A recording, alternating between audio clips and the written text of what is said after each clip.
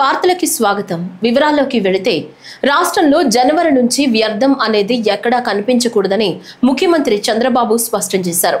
స్వచ్ఛ భారత్ కోసం ఏ జిల్లాలో pilot project చేపట్టినా అది రాష్ట్రమంతా వర్తింప చేయాలని సూచించారు. రాష్ట్రంలో స్వచ్ఛాంధ్ర ప్రదేశ్ను ఉద్యమంగా చేపట్టనున్నట్లు తెలిపారు. NREGS కింద ఘన వ్యర్థాల షెడ్ల నిర్మాణానికి కేంద్రానికి లేఖ రాయాలని నిర్ణయించారు. రెండవ రోజు కొనసాగుతున్న కలెక్టర్ల సదస్సులో స్వచ్ఛాంధ్ర, అటవీ, మున్సిపల్, పంచాయతీరాజ్ శాఖలపై ముఖ్యమంత్రి సమీక్ష నిర్వహించారు. గిరిజన వెనుకబడిన ప్రాంతాల్లో వెదురుతో చేసే ఉత్పత్తుల కోసం ఓ కార్యక్రమాన్ని రూపొందించాలని కోరారు. వెదురు ఉత్పత్తులు చేసే వారికి వెదురును సరఫరా చేసేలా చూడాలని కలెక్టర్లకు సూచించారు. చేతి వృత్తులు, కుల వృత్తులు దెబ్బతినకుండా కాపాడాలన్నారు. సీసీ రోడ్ల నిర్మాణం సమయంలో కాలువల కోసం మళ్లీ తవ్వకుండా పైప్ లైన్లు పెట్టేలా SOP చేయాలన్నారు. ఈ స్వచ్ఛ ఆంధ్రప్రదేశ్ది మనం ఒక ఉద్యమంగా చేస్తున్నాం. ఇప్పుడే కృష్ణ చెప్పినట్టు నాకు 30 ఏళ్ళ నుంచి అనుభవం. ఫస్ట్ టైం నేను సింగపూర్కి వెళ్ళి సింగపూర్లో ఏం చేస్తున్నారో చూసి ఒక నైట్ అంతా స్టడీ చేశాను. అక్కడి నుంచి వచ్చి హైదరాబాద్లో నైట్ క్లీనింగ్ స్టార్ట్ చేశాం. అది అయిన తర్వాత అవుట్ సోర్సింగ్ స్టాఫ్ను కూడా పెట్టింది. అదే ఫస్ట్ టైం అవుట్ సోర్సింగ్ స్టాఫ్ను పెట్టి పర్ఫెక్ట్గా చేశాం. ఆ రోజుల్లో Hyderabad one of the best clean city in India. అది అయిన తర్వాత మనం క్లీన్ అండ్ గ్రీన్ ప్రోగ్రాం పెట్టి రెగ్యులర్గా చేశాం. పచ్చదనం, పరిశుభ్రం, ఈ కార్యక్రమాలన్నీ పెట్టి చేశాం. తర్వాత స్వచ్ఛ భారత్ రిపోర్ట్ కూడా నేనే ఇచ్చాను. ఆ రోజు ఆనరబుల్ ప్రైమ్ మినిస్టర్ అవకాశం నాకు ఇచ్చాడు. దానిపైన ఇప్పుడు ఇవన్నీ క్లియర్ అయినాయి. ఇక్కడ మీరు చేయాల్సింది స్వచ్ఛత అన్నప్పుడు క్లీనినెస్ ఒకటే కాదు, స్లోగా ఇవన్నీ అయిన తర్వాత థింకింగ్ ప్రాసెసే మారాలి. ఈ వైలెన్స్ కానీ, లా అండ్ ఆర్డర్ కానీ, ఒక మోడల్ సొసైటీ రావాలంటే ఏం చేయాలో దానికి ఆలోచిస్తున్నాం. ముందు చెత్త అంతా ఉంటే అవన్నీ మనం చేయలేం కాబట్టి ముందు దీంతో స్టార్ట్ చేసాం. బాడీ, మైండ్ ఇవన్నీ కూడా కంట్రోల్ చేయడం. చాలామందికి హ్యాబిట్ ఒకటి ఉంటుంది, ఇంట్లో చెత్త రోడ్డు మీద వేస్తారు. దే ఆర్ ఆల్ థింకింగ్ ఇల్లు వాళ్ళది, రోడ్డు మాత్రం వేరే వాళ్ళది. ఈరోజు ఇండ్లు కొన్ని పాష్ హౌసెస్ ఉంటాయి. పాష్ హౌసెస్ పక్కన డస్ట్బిన్స్ ఉంటాయి. మొత్తం అక్కడే కుక్కలు, ఇవన్నీ పందులు, ఇవన్నీ చాలా ఎక్సర్సైజ్ చేసాం ఈ ఆస్పెక్ట్లో. పోతూ పోతూ డ్రైన్స్ ఉంటే డ్రైన్స్లో చెత్త అంతా వేసేవాళ్ళు. డ్రైన్స్ అన్నీ ఎక్కడికక్కడ క్లోజ్ అయిపోయేటివి. అక్కడి నుంచి వర్షాలు వస్తే ఆ ఫ్లడ్ వాటర్ అంతా ఇళ్ల పైన వచ్చేది. చాలా ట్రావెల్ చేసాం దీంట్లో, కాబట్టి మీకు గుర్తుపెట్టుకోవాలి. ఇందులోనే మనం డ్రగ్స్ కానీ, గంజాయి కానీ ఇలాంటివి కూడా నిరంతరం మనం చేయాల్సిన అవసరం ఉంది. ఒకప్పుడు హ్యాపీ సండే కూడా పెట్టాం.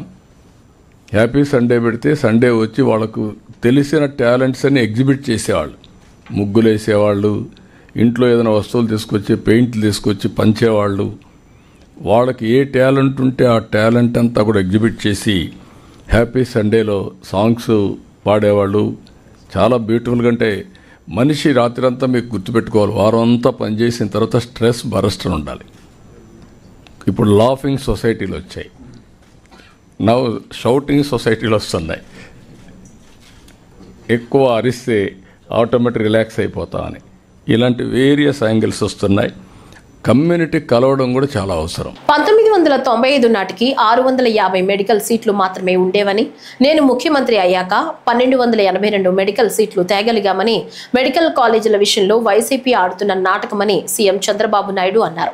గతంలో జిల్లాకు ఓ వైద్య కళాశాల పెట్టామని, అది వైద్యారోగ్య రంగంలో గేమ్ చేంజర్ గా మారిందని, ప్రతి 1 కిలోమీటర్కు ఒక ఎలిమెంటరీ స్కూల్, ప్రతి 3 కిలోమీటర్లకు ఒక అప్పర్ ప్రైమరీ స్కూల్, ప్రతి 5 కిలోమీటర్లకు ఒక హై స్కూల్, ప్రతి మండలంలో ఒక జూనియర్ కాలేజ్, రెవెన్యూ డివిజన్ కు ఒక ఇంజనీరింగ్ కాలేజీలు పెట్టామని, ఇది విద్యారంగంలో మా ప్రభుత్వం ముద్ర అని అన్నారు. 95-96లో నేను సీఎం అయినప్పటికీ 650 బెడ్లు ఉన్నాయి మొత్తం రాష్ట్రం అంతా. మెడికల్ సీట్స్ 650 ఉన్నాయి. నేను వస్తానే 7 మెడికల్కి ఇచ్చి 750 యాడ్ చేశాం. తర్వాత వచ్చిన వాళ్ళందరూ కలిసి 9 వరకు ఇంకొక 450 యాడ్ చేశారు. ఆ తర్వాత నేను వస్తానే మళ్ళీ 1187 యాడ్ చేశాను. మళ్ళీ 19-20కి 2114 సీట్స్ యాడ్ అయినాయా, వరుస క్యుములేటివ్. అక్కడి నుంచి 300 మాత్రం 19-20 మన పీరియడ్ వచ్చినప్పుడు ఇంకొక 14-19లో 450 సీట్లు యాడ్ అయినాయి. 95 2004 780 సీట్లు యాడ్ అయినాయి. అంతవరకు 650 ఉన్నాయి. అదే మరి 19-24 557 సీట్లు మాత్రం యాడ్ అయినాయి. మళ్ళీ 24 నుంచి 50 సీట్లు యాడ్ చేశాం. అంటే నేను సీఎంగా ఉన్నప్పుడు 1282 సీట్లు యాడ్ చేశాం. తర్వాత వచ్చినట్టన్ని 557 సీట్లు. నాకు అప్పుడు పెద్ద రాష్ట్రం అంతా పెద్ద గొడవ. మెడికల్ కాలేజీలు గవర్నమెంట్ పెట్టాలని. మెడికల్ కాలేజీలు గవర్నమెంట్ పెట్టాలంటే మన దగ్గర రిసోర్సెస్ తక్కువ ఉన్నాయి. ఆ రోజు నేను జిల్లాకు ఒక మెడికల్ కాలేజ్ ఇస్తాను కమిట్ అయ్యాను. కాలేజీలు పెట్టకుండా వదిలేయడమా, కాలేజీలు పెట్టడమా? మొత్తం ఆంధ్రప్రదేశ్ అంతా కూడా ఫస్ట్ టైం డిస్ట్రిక్ట్ ఒక మెడికల్ కాలేజ్ పెట్టాం. దాంతో గేమ్ చేంజర్. నేను ఇచ్చిన హామీ కూడా ఆ రోజుట్లో మీరు గుర్తుపెట్టుకోవాలి. Every 1 kilometre elementary school, every 3 kilometres upper primary school, every 5 kilometre high school, every mandal junior college. అంతవరకు ఏజెన్సీ ఏరియాలో జూనియర్ కాలేజీలు లేవు. All junior colleges combined Andhra Pradesh వచ్చింది. అప్పట్లోనే అన్నిటి దగ్గర వచ్చింది. Every revenue division engineering college, every district medical college. అక్కడి నుంచి స్టార్ట్ అయ్యాం. ఇప్పుడు వీళ్ళు చెప్పేది ఏం మాట్లాడుతున్నారంటే 10 మెడికల్ కాలేజీలు ఇచ్చామని. 10 మెడికల్ కాలేజీలు ఇస్తే 4,955 కోట్లు ఖర్చు అవుతుంది. వీళ్ళు ఖర్చు పెట్టింది 31/3/2024కి 456 కోట్లు. ఇంకా కావాల్సింది 4,500 కోట్లు కావాలి. 5% ఖర్చు పెట్టారు. అన్ని హాస్పిటల్ ఖర్చు పెట్టి హాస్పిటల్ రాజశేఖర బొమ్మలు పెట్టారు సార్. ఖర్చు పెట్టి ఇవన్నీ కూడా అది అయిన తర్వాత మీరు చూస్తే నేను వచ్చిన తర్వాత 512 కోట్లు ఖర్చు పెట్టాం. ఇప్పుడు కూడా 3,987 కోట్లు, 4,000 కోట్లు కావాలి. రెండోది ఎవ్రీ ఇయర్ 1,500 కోట్లు కావాలి. 10 కాలేజీలకి 150 కోట్లు చొప్పున 1,500 కోట్లు కావాలి. 1,500 కోట్లు ఎవ్రీ ఇయర్ ప్లస్ ఇప్పుడు 5,000 కోట్లు అంటే 2,000 కోట్ల రూపాయలు, ఒక 4,000 కోట్లు ఖర్చు పెట్టాలి. రాష్ట్ర గవర్నర్ అబ్దుల్ నజీర్ తిరుమల శ్రీవారిని దర్శించుకున్నారు. స్వామివారి దర్శనార్థం ఆలయం వద్దకు చేరుకున్న గవర్నర్ కు టీటీడీ చైర్మన్ బిఆర్ నాయుడు, ఈవో అనిల్ కుమార్ సింగల్ స్వాగతం పలికారు. దర్శనానంతరం ఆలయంలోని రంగనాయకుల మండపంలో గవర్నర్ దంపతులకు పండితులు వేదాశీర్వచనం చేశారు. టీటీడీ చైర్మన్, ఈవో గవర్నర్ కు తీర్థ ప్రసాదాలు అందజేసి శేషవస్త్రంతో సత్కరించారు.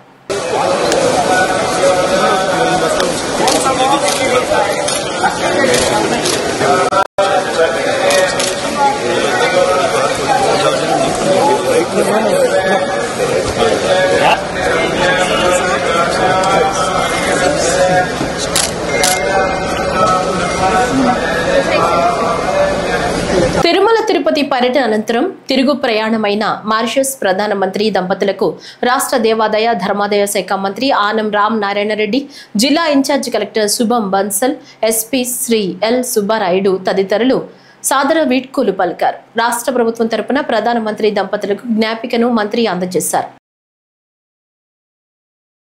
నంద్యాల జిల్లా కలెక్టరేట్లో ఈ నెల 17వ తేదీన స్వస్థ నారీ శక్తి పరివార్ అభియాన్ను ప్రారంభించనున్నారు. ప్రధానమంత్రి నరేంద్ర మోడీ పుట్టినరోజు సందర్భంగా ఈ పథకాన్ని ప్రారంభించనున్నారని నంద్యాల జిల్లా వైద్యాధికారి వెంకటరమణ తెలిపారు.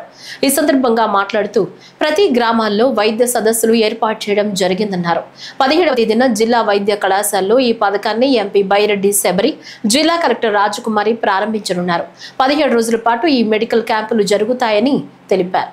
సో ఇందాక సార్ చెప్పారు, మనకి హెల్త్ క్యాంప్స్ అనేది వారి ప్రోగ్రామ్ ద్వారా మనకి సెప్టెంబర్ 17th కార్యక్రమాన్ని ప్రధానమంత్రి వారు లైవ్లో చేయబోతున్నారు. కాబట్టి అన్ని రకాల మండలాల లెవెల్లో కూడా పిఎస్సి లెవెల్లో, విలేజ్ హెల్త్ క్లినిక్స్ లెవెల్లో, అలాగే అన్ని సబ్ సెంటర్ లెవెల్, గ్రామాల లెవెల్, సచివాలయం వరకు కూడా అంటే మనకి ఒక 5 టీమ్స్ ఇచ్చారు.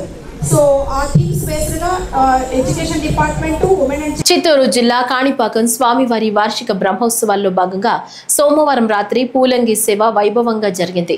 సిద్ధి బుద్ధి సమేత శ్రీ వరసిద్ధి వినాయక స్వామి వారికి ఆలయంలోని కళ్యాణ వేదిక నందు ఊంజల్ సేవ నిర్వహించి ప్రత్యేక పూజలు, ప్రాకారోత్సవం నిర్వహించారు. ఈ కార్యక్రమంలో దేవస్థానం ఈవో పెంచల కిషోర్, ఆలయ అధికారులు, పూలంగ సేవ ఉభయదారులు పాల్గొన్నారు. 21 రోజుల పాటు జరిగే బ్రహ్మోత్సవాలు ఈ రోజు రాత్రి తెప్పోత్సవాలతో ముగియనున్నాయి.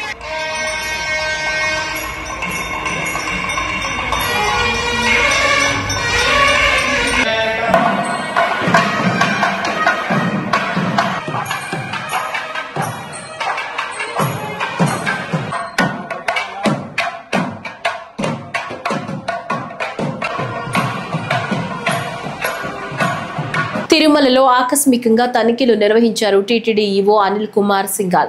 నిన్న రాత్రి తిరుమలలో భక్తులు వేచి ఉండే కంపార్ట్మెంట్లు, అన్నప్రసాద సముదాయం, మాడ వీధులను పరిశీలించారు. కంపార్ట్మెంట్లలో వేచి ఉన్న భక్తులతో మాట్లాడారు. అలాగే అన్నప్రసాద సముదాయంలో భోజన నాణ్యతను అడిగి తెలుసుకున్నారు. భక్తుల నుంచి సంతృప్తికరమైన సమాధానాలు వచ్చాయి. అలాగే భక్తులకు సేవ చేస్తున్న శ్రీవారి సేవకులతోనూ టీటీడీ ఈవో మాట్లాడారు.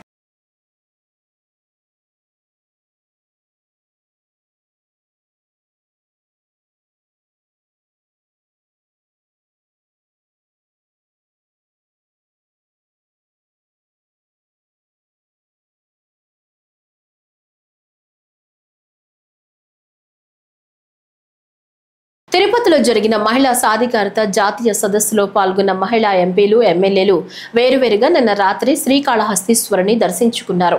ఆలయం వద్ద ఎమ్మెల్యే బొజ్జల సుధీర్ రెడ్డి మహిళా ఎమ్మెల్యేలకు స్వాగతం పలికి దర్శన ఏర్పాట్లు చేశారు. స్వామి అమ్మవార్లను మహిళలు దర్శించుకుని ప్రత్యేక పూజలు చేశారు. మహిళా సాధికారత సదస్సులో పలు కీలక నిర్ణయాలు చేశారని, మహిళా ఉన్నతికి ఇలాంటి సదస్సులు దోహదం చేస్తాయని ఎమ్మెల్సీ గ్రీష్మ అన్నారు. శ్రీకాళహస్తీశ్వరుని ఆశీస్సులు మహిళా ప్రజా ప్రతినిధులకు అందించామని, ఆడబిడ్డలకు దసరా కానుక కలంకారీ చీరలు బహూకరించామని ఎమ్మెల్యే సుధీర్ రెడ్డి అన్నారు. యువ నాయకులు అందరం ఈ రోజు కాళహస్తికి రావడం జరిగింది. స్వామివారిది, అమ్మవారి దర్శనం చేసుకోవడం జరిగింది. చాలా సంతోషంగా ఉంది. అయితే 2 రోజులుగా జరిగిన మహిళా సదస్సు, ఏదైతే జాతీయ మహిళా సదస్సు తిరుపతిలో జరుగుతుందో, దిగ్విజయంగా జరిగింది. తెల్లవారి స్వామివారిని కొండ మీద దర్శించుకోవడం జరిగింది. ఈ 2 రోజులు మహిళలు ఎలాగ చట్టసభల్లోని ఎలాంటి చట్టాలు తేవాలి, చట్టాల్లోని ఎలాంటి సవరణలు తీసుకొని రావాలి అన్న దాని గురించి ఓం బిర్లా గారి, లోక్సభ పార్లమెంట్ స్పీకర్ గారు ఓం బిర్లా సమక్షంలోని జరిగిన మీటింగ్ ఇది. ఫలితాలు చాలా బాగున్నాయి. స్పీకర్ గారు, మన అయ్యన పాత్రుడు గారు కూడా దానికి ఆమోదం పలికారు. పురంధరేశ్వరి గారి ఆధ్వర్యంలో జరిగింది. అన్ని సక్రమంగా చేసుకొని, దిగ్విజయంగా చేసుకొని, ఆ దేవదేవుల తాలూకా ఆశీస్సులు మా మీద ఎల్లప్పుడూ ఉండాలని ఈ రోజు కాళహస్తికి రావడం జరిగింది. ఇక్కడ ఎమ్మెల్యే బొద్దల గోపాలకృష్ణ గారు, అన్నగారు, అలాగే వదిన రిష్తా గారు మమ్మల్ని దగ్గరుండి ఆశీర్వచనం చేయించి, మరి మమ్మల్ని దగ్గరుండి మా కుటుంబ సభ్యుల్లాగా ఎల్లవేళ ఎప్పుడు అదే చూడండి అలవాట్లోనే సుధీర్ రెడ్డి గారు ఎప్పుడు మమ్మల్ని ఇంట్లోని కుటుంబ సభ్యుల్లాగా తీసుకొని వచ్చి దర్శనం అన్ని చేయించడం జరిగింది. చాలా సంతోషంగా ఉంది. మీ అందరికీ మనస్ఫూర్తిగా ఒకటే కోరుకుంటున్నాను, ఈ సంవత్సరం, ప్రతి సంవత్సరం ఆ శివుని ఆశీస్సులు ప్రతి ఒక్కరి మీద ఉండాలని, అందరూ బాగుండాలి, అందులో మనం అందరం ఉండాలని మేము ఎప్పుడూ కోరుకుంటాం. మన ప్రభుత్వం బాగుంటుంది, మన ప్రజలు బాగుంటారు, అందరూ బాగుండాలని మనస్ఫూర్తిగా కోరుకుంటున్నాను. ఉమెన్ ఎంపవర్మెంట్ రావడం జరిగింది. రంగరంగ వైభవంగా ఈరోజు తిరుమల వెంకటేశ్వర స్వామి సన్నిధిలో ఈరోజు మహిళా శక్తి గురించి మనందరం రావడం, కూర్చోవడం అనేది నిజంగానే పూర్వజన సుకృతం అనుకోవచ్చు. 2 రోజుల కార్యక్రమం తర్వాత ఈరోజు మరి ఎవరైతే ఓం బిర్లా గారు ఉన్నారు, అయ్యన్న పాత్రుడు గారు, త్రిపులార్ గారు, రాజు గారు, దాని తర్వాత డిప్యూటీ స్పీకర్ లోక్సభ గారు ఈరోజు రావడం జరిగింది. ఈరోజు చూస్తే అందరూ కూడా కాళహస్తికి వచ్చి ఈరోజు దర్శనం చేసుకునే పరిస్థితి ఉంది. దాంట్లో ఒక 20-30% మరి రాలేకపోయినా నేను ఒక ఆలోచన చేసి, మన ఈశ్వరుడే వాళ్ళు ఆశీర్వదించాలో వాళ్ళ దగ్గర పోవాలని చెప్పి మరి ప్రసాదాలు కావచ్చు, గుడిమల్లం కాఫీ టేబుల్ బుక్ కావచ్చు, అట్టనే ప్రతి మహిళకి మన సొంతంగా కలంకారీ చీర ఇచ్చి, ఎందుకంటే ఆడవారికి ఏమి ఇచ్చినా చీర ఇస్తే అంత ఆనందం ఏం గుర్తుండదు, ఆ చీరలు ఇస్తే గుర్తుంటుంది, శుభశీర్చుకో. పైగా మన తెలుగింటి మర్యాద ఇయడం అనేది తెలుగుదనంలో మర్యాద. తిరుమలలో శ్రీ వెంకటేశ్వర స్వామి వార్షిక బ్రహ్మోత్సవాలను పురస్కరించుకుని మంగళవారం ఉదయం ఆలయంలో కోయిల ఆళ్వారు తిరుమంజనం కార్యక్రమం ఘనంగా నిర్వహించారు. సెప్టెంబర్ 24 నుంచి అక్టోబర్ 2వ తేదీ వరకు జరగనున్న నేపథ్యంలో శ్రీవారి ఆలయంలో కోయిల ఆళ్వారు తిరుమంజనం నిర్వహించారు. టీటీడీ చైర్మన్ బిఆర్ నాయుడు, ఈవో అనిల్ కుమార్ సింఘాల్, అదనపు ఈవో వెంకయ్య చౌదరి, బోర్డు సభ్యులు భానుప్రకాష్ రెడ్డి, ఆలయ అధికారులు శుద్ధి కార్యక్రమంలో పాల్గొన్నారు. అనంతరం ఈవో అనిల్ కుమార్ సింఘాల్ మాట్లాడుతూ, సంవత్సరంలో 4 మార్లు ఆలయ శుద్ధి కార్యక్రమం నిర్వహించడం ఆనవాయితీగా వస్తోందన్నారు. సుగంధ పరిమళ ద్రవ్యాలతో శుద్ధి చేశామన్నారు. ఈ రోజు కొన్ని సేవలను టీటీడీ రద్దు చేసిందన్నారు. సోషల్ మీడియాలో రిమోట్ పెట్టే వాళ్ళ మీద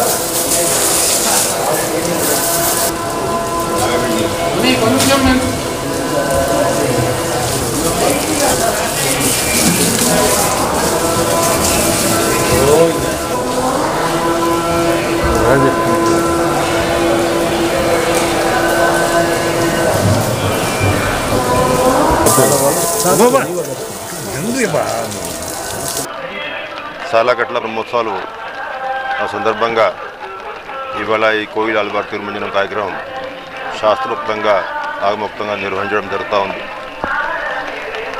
సంవత్సరం 4 సార్లు వైకుంఠ ఏకాదశి, ఉగాది, ఆణివారాస్థానం, అదేవిధంగా స్వామివారి బ్రహ్మోత్సవాలు. ఈ ఉత్సవాల కంటే ముందు ఉన్నటువంటి మంగళవారం నాడు ఈ కార్యక్రమం నిర్వహించడం ఆనవాయితీగా వస్తూ ఉంది. ఈ సందర్భంగా మనకి పవిత్రమైనటువంటి పుణ్యమైనటువంటి క్షేత్రం ఉన్నటువంటి తిరుమల స్వామివారి దేవాలయం, ఆ దేవాలయంలో ఉన్నటువంటి గర్భగృహము, అదేవిధంగా ఉప దేవాలయాలన్నీ కూడా భక్తులందరూ కలిసి ఒక పవిత్రమైనటువంటి శుద్ధి చేసే కార్యక్రమం తీసుకోవడం జరుగుతుంది. దాంట్లో ఈ గర్భగృహంలో ఉన్నటువంటి పూజా సామాగ్రి, పూజా పరికరాలన్నీ కూడా బయట తీసుకువచ్చి అన్నీ కూడా శుభ్రం చేసుకొని, అదేవిధంగా ఒక మంచి కర్పూరము, పసుపు, కుంకుమ ఇవన్నీ సుగంధితమైనటువంటి ద్రవ్యాలతో కలిపినటువంటి పరిమళంతో దేవాలయం పరిసరం అంతా కూడా శుభ్రం చేసుకోవడం జరుగుతుంది. ఇవి అయ్యాక స్వామివారికి ప్రత్యేకమైనటువంటి పూజా నివేద్యాలు చేసేటువంటి కార్యక్రమం అర్చక స్వాములు నిర్వహిస్తారు. ఈ సందర్భంగా ఇవాళ ఈ కొన్ని రోజువారీగా జరిగినటువంటి కార్యక్రమాలు, సేవలు ఇవన్నీ కూడా రద్దు చేసుకొని ఉదయం 6 నుంచి 9 గంటల ప్రాంతంలో ఈ కార్యక్రమం నిర్వహించి వస్తున్నటువంటి భక్తులకి ఏమాత్రం ఇబ్బంది లేకుండా మళ్ళీ 9 గంటల నుంచి స్వామివారి దర్శనం ప్రారంభించబోతున్నాం. ఈ నెల 17 నుంచి అక్టోబర్ నెల 16వ తేదీ వరకు స్వస్థ నారీ సశక్త్ పరివార్ అభియాన్ను నిర్వహించనున్నట్లు తిరుపతి జిల్లా మహిళా అభివృద్ధి శిశు సంక్షేమ శాఖ అధికారిని శాంతి దుర్గా తెలిపారు. ఈ సందర్భంగా మాట్లాడుతూ దేశవ్యాప్తంగా మహిళలు, పిల్లలకు ఆరోగ్య సంరక్షణ సేవలను బలోపేతం చేయడం, మెరుగైన యాక్సెస్, నాణ్యమైన సంరక్షణ, అవగాహన కల్పించడమే లక్ష్యంగా కేంద్ర ప్రభుత్వం ఈ ప్రత్యేక కార్యక్రమాలను నిర్వహిస్తున్నట్లు చెప్పారు. రేపటి నుంచి అన్ని గ్రామాల్లో, అన్ని అంగన్వాడీ కేంద్రాల్లో స్వస్థ నారీ సశక్త్ పరివార్ అభియాన్ను కార్యక్రమాలు అత్యంత వేడుకగా నిర్వహిస్తామని, అదేవిధంగా అన్ని అంగన్వాడీ కేంద్రాల్లో ఆరోగ్య అవగాహన, కుటుంబ సంక్షేమంపై దృష్టి సారించామన్నారు. కేంద్ర ప్రభుత్వం ఆరోగ్యవంతమైన కుటుంబాలు, శక్తివంతమైన సమాజం నిర్మించడమే కేంద్రం ముఖ్య ఉద్దేశమని అన్నారు. అన్ని శాఖల అధికారులతో కలిసి స్వస్థ నారీ సశక్త్ పరివార్ అభియాన్ను కార్యక్రమాన్ని విజయవంతం చేస్తామని తెలియజేశారు.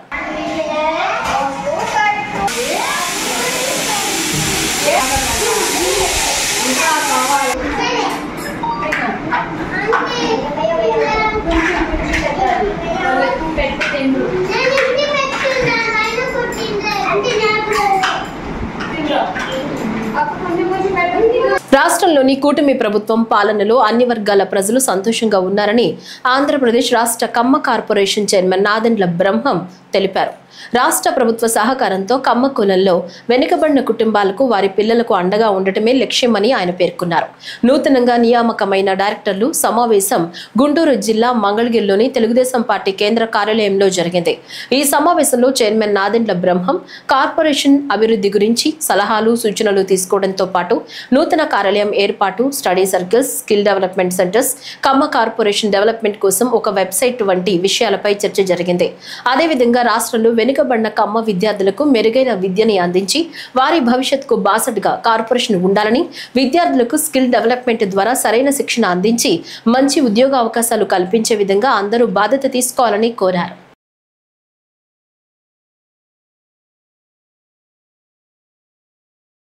మహిళలు ఆరోగ్యంగా ఉంటే కుటుంబం అంతా బాగుంటుందన్న సదుద్దేశంతో ప్రధానమంత్రి నరేంద్ర మోడీ నేతృత్వంలో కేంద్ర ప్రభుత్వం సరికొత్త కార్యక్రమానికి శ్రీకారం చుట్టింది.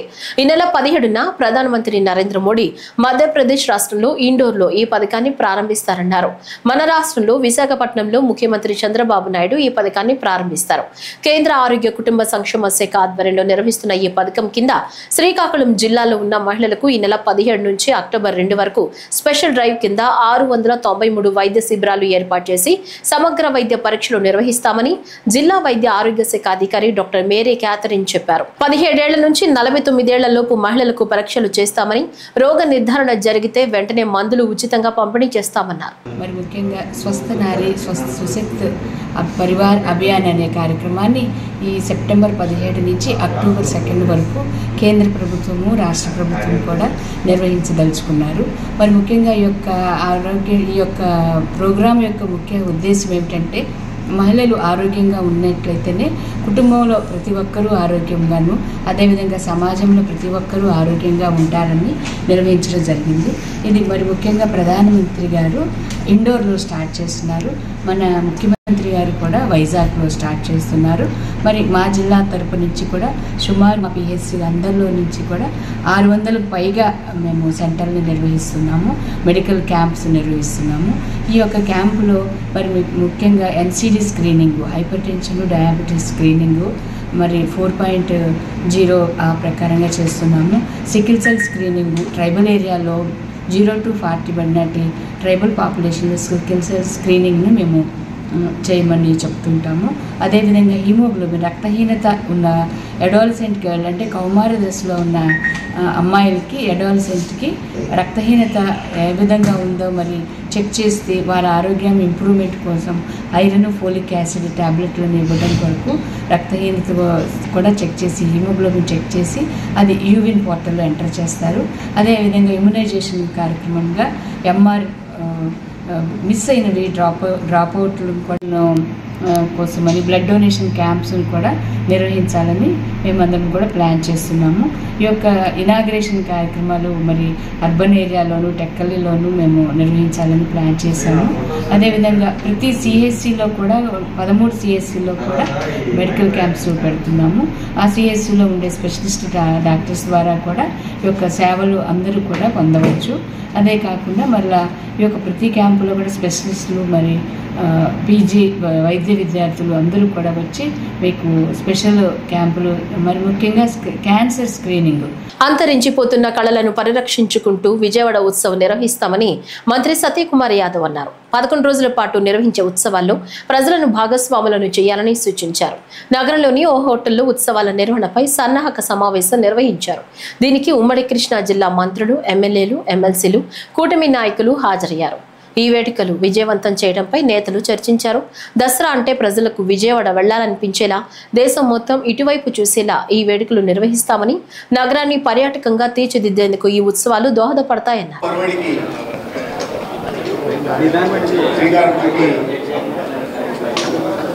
దసరా ఉత్సవం పేరుతో విజయవాడలో వినూత్న కార్యక్రమానికి తెరదీసినందుకు దీంట్లో భాగస్వామ్యులైన ప్రతి ఒక్కరికి నేను ముందుగా ధన్యవాదాలు, శుభాకాంక్షలు తెలియజేస్తున్నాను.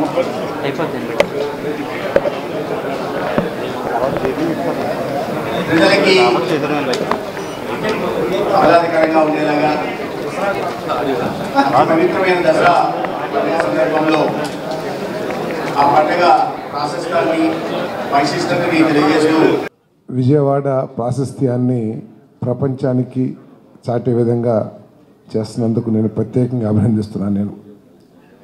మనందరికీ తెలిసిందే, ప్రపంచ అభివృద్ధిలో మన తెలుగువారి పాత్ర గణనీయంగా ఉందన్న విషయం మనందరికీ తెలిసిందే. సాఫ్ట్వేర్ రంగం కానివ్వండి, ఇండస్ట్రీ కానివ్వండి, అనేక రంగాల్లో ప్రపంచవ్యాప్తంగా మన చాలా ఉన్నత స్థానాలకు వెళ్ళిన విషయం మనకు తెలిసిందే.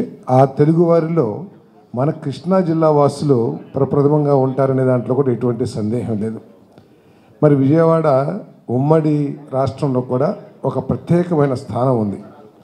పొలిటికల్ సెంటర్ అని కానివ్వండి, లేకపోతే ఏ విషయం వచ్చినా కూడా ఆంధ్రప్రదేశ్కి సంబంధించిన విషయాలు ఇక్కడి నుంచే ప్రారంభం అవటం కానివ్వండి, ఈ విజయవాడ ప్రాంతానికి ఒక ప్రత్యేకత ఉన్న విషయం అందరూ కూడా తెలిసిందే. అన్నిటికంటే మన అమ్మవారు మరి దేశవ్యాప్తంగా కూడా కనకదుర్గ గుడి అంటే చాలా ప్రాచుర్యం పొందింది. మరి వీటన్నిటిని దృష్టిలో పెట్టుకుని విజయవాడ ఇమేజ్ని బిల్డప్ చేయాల్సిన అవసరం ఉందని చెప్పేసి నేను భావిస్తా ఉన్నా. నేను మరి ప్రభుత్వం కూడా ఈ రాష్ట్రాన్ని అభివృద్ధి చేయటం కోసం, ఈ రాష్ట్రాన్ని దేశంలో ఉన్నత స్థానాలకు తీసుకెళ్ళడానికి ఇతర రాష్ట్రాలు ఏ రాష్ట్రంతో కూడా తీసిపోకుండా ఇంకొక నాయకుడు ఎవరైనా సరే హైదరాబాద్తో బెంగళూరుతో పోటీ పడాలనే ఆలోచన కూడా చేయరు. అమ్మో అది ఎక్కడో ఉందిలే, మనం ఏదో మెల్లగా స్టార్ట్ చేద్దామని. కానీ చంద్రబాబు నాయుడు గారు ఈ మన రాష్ట్రాన్ని, ప్రత్యేకంగా అమరావతిని ప్రపంచ స్థాయి నగరాలతో పోటీ పడే విధంగా అభివృద్ధి చేయాలని చెప్పేసి ఆయన ఆలోచన కానివ్వండి. సో వీటన్నిటి దృష్టిలో మనం ఏదైతే మన ఎంపీ గారి నాయకత్వంలో శాసనసభ్యుల ఆధ్వర్యంలో చేస్తున్న కార్యక్రమం దిగ్విజయం చేయాల్సిన అవసరం ఉందని చెప్పేసి మనం చేస్తాను. మరి విజయవాడ ఇమేజ్ని పెంచడానికి చేసే కార్యక్రమంలో భాగంగా చిన్న చిన్న ఇబ్బందులు మనకి మన వారికి ఎదురైనా కూడా వాటిని ఉపేక్షించకుండా ఆ ఇబ్బందులు ఎదుర్కొంటానికి కూడా మనందరం కూడా సిద్ధం అవ్వాలని చెప్పేసి నేను భావిస్తా ఉన్నా. నేను మరి ఒక మంచి పని చేస్తే చెడగొట్టడానికి ఎంతోమంది ఉంటారు. అసలు వాళ్ళు లేకపోతే ఆ మంచి పనికి విలువ కూడా రాదు. వైఎస్ కుటుంబం లేకపోతే చంద్రబాబు నాయుడు గారు భారతదేశంలో ఒక లెజెండ్ అయ్యేవాళ్ళు కాదు. ప్రతి నాయకుడు విలన్స్ ఉంటేనే హీరోలకి ఇమేజ్ పెరిగిద్ది. అలాగే ఇవాళ ఈ విజయవాడ ఉత్సవాన్ని వాళ్ళు ఈ రాష్ట్ర వ్యాప్తంగా విజయవాడలో ఒక కార్యక్రమం జరుగుతుంది. విజయవాడ ఉత్సవం అంట, మనం కూడా వెళ్ళాలి అని 2 తెలుగు రాష్ట్రాల్లో కూడా దీనికి ఒక ప్రాధాన్యత లభించింది. అలాగే ఇది ఆషామాషా వ్యవహారం కాదు, ఎంతో వ్యయంతో కూడుకున్నటువంటి పని. మరి దీన్ని కేసినేని చిన్ని గారు కాబట్టి ఏమాత్రం లెక్క చేయకుండా ఖర్చు పెడతారు. కాబట్టి ఈ కార్యక్రమం 100కి 100% సక్సెస్ అవడమే కాకుండా చరిత్ర ఉన్నంత వరకు కూడా ఈ కార్యక్రమం కంటిన్యూ అయితే ఒకరు ఆరంభించారు, ఇది కంటిన్యూగా వెళ్ళడమే కానీ ఎక్కడ ఆగడం ఉండదు. దీని మీద ఎంత దుష్ప్రచారం చేసినా, ఎవరెవరు ఎన్ని మాట్లాడినా ఇది ఆగే కార్యక్రమం కాదు. దీన్ని ఇంతకింత పట్టుదలతో, కసితో ఇంకా మేమందరం కూడా ముందుకు తీసుకెళ్తామని. విజయవాడ ఇంద్రకీలాద్రికి దేశ విదేశాల నుంచి వస్తున్నారని విజయవాడ ఎంపీ కేసినేని శివనాథ్ అన్నారు. ఈ సందర్భంగా దసరా ఉత్సవాల్లోనే కాకుండా సాధారణ రోజుల్లో లక్షలాది మంది వస్తున్నారని, అమ్మవారి భక్తులకు విజయవాడ నగరం ప్రాముఖ్యత, కళల రాజధాని, సాంస్కృతిక రాజధాని గురించి చిన్నపిల్లల నుంచి పెద్దల వరకు వినోదాన్ని, ఆధ్యాత్మికత పెంచేలా కార్యక్రమాలు చేశారన్నారు. విజయవాడ ప్రజలు దసరా ఉత్సవం రాష్ట్రమే కాదు దేశ విదేశాల నుంచి కూడా ఇంద్రకీలాద్రి మీద వెలిసిన అమ్మవారిని దర్శించుకుని, వారు భక్తులు అమ్మవారి ఆశీస్సులు తీసుకుని ఈ దసరా సమయమే కాదు, మనం చూస్తుంటే విజయవాడ నగరానికి ఇవాళ ఇంద్రకీలాద్రి అమ్మవారు 7 నెలల్లో సుమారు ప్రతిరోజు 80,000, అదే దసరా వచ్చిందంటే 1,50,000 మంది ప్రజలు దర్శించుకుంటున్నారు. ఆ దర్శించుకునే భాగ్యంగా విజయవాడ నగరానికి ఎంతోమంది యాత్రికులు విజయవాడ నగరానికి వస్తున్నారు. దీనిలో భాగంగా మేమందరం కూడా ఎమ్మెల్యే సుజనా చౌదరి గారు కానీ మేము కానీ అందరం కూడా అమ్మవారి టెంపుల్ని డెవలప్ చేసి మరింత మంది భక్తులు 2 లక్షల మంది దర్శించిన విధంగా సదుపాయాలు ఏర్పాటు చేద్దాం అని కూడా మేము దానికి ఆ కార్యక్రమాన్ని కూడా మొదలుపెట్టాం. దీనిలో భాగంగా ఈ విజయవాడ ఉత్సవం అంటే అమ్మవారి భక్తుల దర్శించుకున్న భక్తులకి విజయవాడ నగరం వచ్చిన వెంటనే వాళ్ళు వెళ్ళిపోతున్నారు కాదు. విజయవాడ నగరం విశిష్టత ఏంటంటే విజయవాడ నగరం కళలకి రాజధాని, సాంస్కృతిక రాజధాని. ఇటువంటి సాంస్కృతిక కళల రాజధాని ఇదివరకు ఎంతోమంది కవులని సన్మానించుకునే వాళ్ళం, సాహితీవేత్తలను సన్మానించుకునే వాళ్ళం, అంతేకాకుండా ఎన్నో కళలు పోషించేవాళ్ళం. సినిమా రంగం ఇక్కడి నుంచి ఉండేది, పత్రికా రంగం మొత్తం ఇక్కడి నుంచే ఉండేది. ఇటువంటి విజయవాడ నగరాన్ని మళ్ళీ అటువంటి కళల సాంస్కృతిక రాజధానిగా చేసి అమ్మవారి నుంచి వచ్చే భక్తులకి మన ప్రాచీన కళలనే కాకుండా విజయవాడ నగరవాసుల్లో చిన్నపిల్లల నుంచి పెద్దవారి వరకు వారిని ఒక వినోదంతో పాటు ఆనందంతో పాటు ఆధ్యాత్మిక చింతనకి తీసుకెళ్తమే ఈ విజయవాడ ఉత్సవం యొక్క ముఖ్య కార్యక్రమం. శ్రీశైలం జలాశయానికి భారీగా వరద ఉధృతి పెరిగింది. ఎగువ పరివాహక ప్రాంతాల నుంచి భారీగా వరద నీరు వచ్చి చేరుతుంది. డ్యాంలోని వరద నీటిని అదుపు చేసేందుకు జలాశయం 2 గేట్లు 10 అడుగుల మేర ఎత్తి 55,416 క్యూసెక్ల వరద నీరు దిగువకు అధికారులు విడుదల చేస్తున్నారు. అయితే ఎగువ పరివాహక ప్రాంతాలైన జూరాల, సుంకేశ్ల, హంద్రి నుంచి శ్రీశైలం జలాశయానికి ఇన్ఫ్లోగా 1,36,422 క్యూసెక్ల వరద నీరు వచ్చి చేరుతుండగా అవుట్ఫ్లో 90,291 క్యూసెక్కులుగా ఉంది. శ్రీశైలం జలాశయం పూర్తి స్థాయి నీటి మట్టం 885 అడుగులు కాగా ప్రస్తుతం 884.20 అడుగులుగా ఉంది. పూర్తి స్థాయి నీటి నిల్వ సామర్థ్యం 215 టీఎంసీలు కాగా ప్రస్తుతం 215 టీఎంసీలుగా నమోదైంది.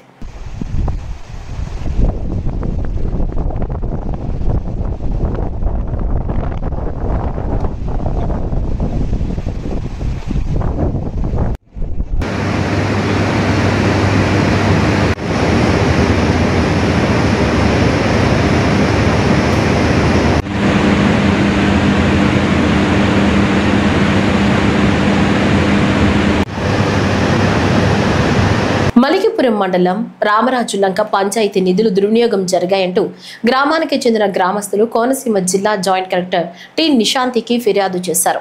పంచాయతీ నిధులు పక్కదారి పట్టించిన కార్యదర్శి యేసుబాబుపై ఫిర్యాదు చేశారు. ఈ సందర్భంగా గ్రామస్తులు మాట్లాడుతూ కార్యదర్శి యేసుబాబు తీరుపై గతంలో 2 పర్యాయాలు జిల్లా పంచాయతీ అధికారికి ఫిర్యాదు చేసినప్పటికీ ఎటువంటి చర్యలు తీసుకోలేదని వారు ఆవేదన వ్యక్తం చేశారు. కలెక్టర్ గారికి అర్జీ ఇవ్వడానికి మా యువత మొత్తం మా జనసేన మొత్తం అందరికి రావడం జరిగిందండి. ఇక్కడ ఇప్పుడు మా గ్రామ శాఖ చెప్పినట్టు ఇక్కడ కలెక్టర్ గారు అందుబాటులోకి రాకపోవడం అనేది మా దురదృష్టకరం. ఈ సమస్యను మేము ఇక్కడితో వదలం. ఒకవేళ కలెక్టర్ గారి దగ్గర న్యాయం జరగకపోతే మా ఉప ముఖ్యమంత్రి అయిన పంచాయతీరాజ్ శాఖ మంత్రి వర్యులు కొందరు పవన్ కళ్యాణ్ గారి దృష్టికి తీసుకెళ్ళడానికి కూడా వెనకాడవండి. ఆయన ఎప్పుడు గ్రామాలు బాగుంటే అభివృద్ధి ముందుకు జరుగుతుందని చెప్తున్నారు. కానీ ఇక్కడ సమస్య గ్రౌండ్ లెవెల్లో చాలా డిఫరెంట్గా ఉందండి. ఎవరికి అందితే వాళ్ళు దోచుకునే విధంగా ముందుకి నడిపిస్తున్నారు. దాని మీద తక్షణ విచారణ జరిపించి డిపిఓ గారు కంప్లైంట్ ఇచ్చినా స్పందన ఉండదు, ఎవరికి కంప్లైంట్ ఇచ్చినా స్పందన ఉండదు. ఎవరు మాట్లాడినా కూడా ఏ గ్రామం అంతా కలిసినా కూడా మమ్మల్ని ఏం చేయలేరన్న యంత్రాంగ వర్గం అక్కడ ఉండడం జరిగింది. దాని మీద తగిన చర్యలు తీసుకోవాలని కోరుకుంటూ ఈ వార్తలు ఇంతటితో సమాప్తం. నమస్కారం.